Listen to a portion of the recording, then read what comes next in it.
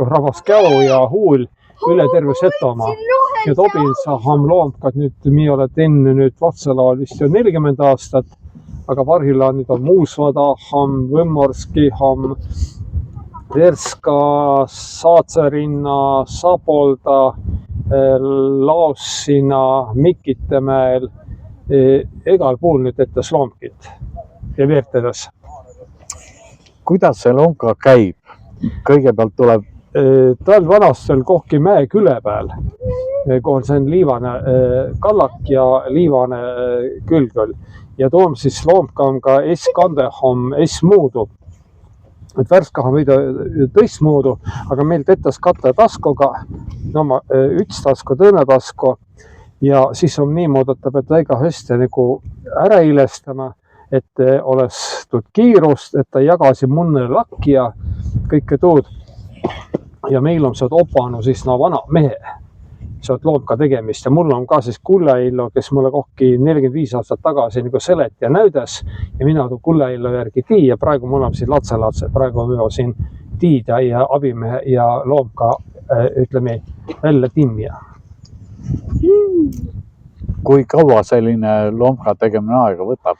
Ütleme nii, et vanast on võib-olla hummogunati tegema ja siis ütleme lõunas pidi valmis olema, aga tegelikult seod loomkad maale pea näte laigud enne veidakene lasknu saisma, siis jälki, aga nüüd ütleme üks kõrdapidi päivot ära.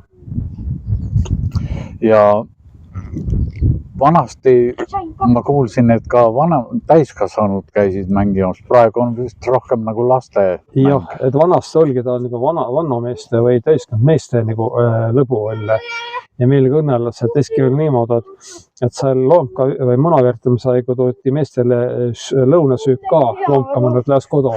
Aga Varhila ta on latsile üle, aga tuhmõtte mulle ta väga meelus, sest ütleme, latsist sa kunagi suure. Ja nad tiida loomkat, et ta mõista, kus tuu loomka kõrd ja reegli oma. Ja tuu on väga hää, et tuu latsile ta väga meelus, nad tiida juba kuismuudu pead olema ja tegema. Ja tuu on nüüd Varhila õkatu õige aig. Mina ise ei mängi, aga minu pojakene veeretab ja tal on äkki juba, ma ei tea, 3 muna vist võidetud, nii et üsega pigem läheb hästi.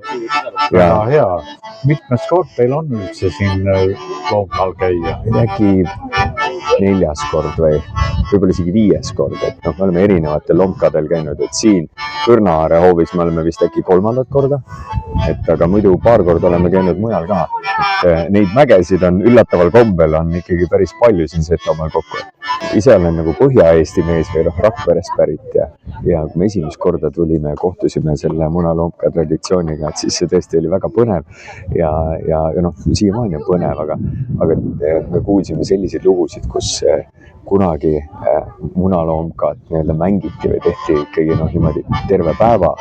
Järgmise hommikuni veel veeretati neid mune, eks ju. Ja siis oli nagu rohkem täiskasvanute mäng, et siis lapsed vaatasid kõrvalt ja mehed aina veeretsid, eks ju. Et siis oli sellel hoopis mingisugune teine tähendus.